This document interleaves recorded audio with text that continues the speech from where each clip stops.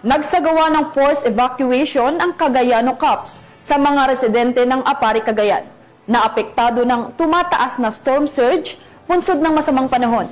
Layunin ng hakbang na ito na mailigtas ang mga kababayan natin sa posibleng panganib. Ang kabuuang detalye mula kay Patrolwoman Wendy Rumbawa.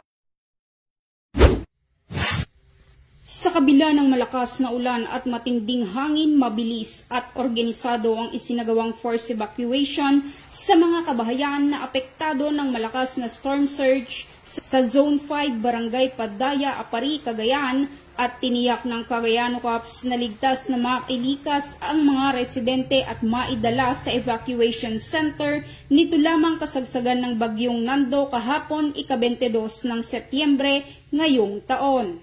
Pinangunahan ni Police Major Juniel A. Perez, Officer in Charge ng Apari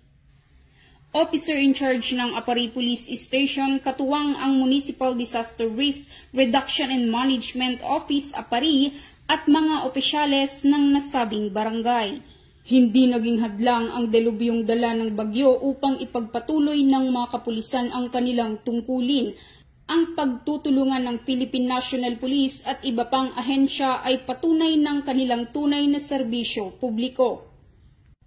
Ang Cagayano Cops ay nanatiling handa at nakatuon sa pagprotekta at paglingkod sa mga mamamayan sa kabila ng anumang pagsubok na dala ng kalikasan.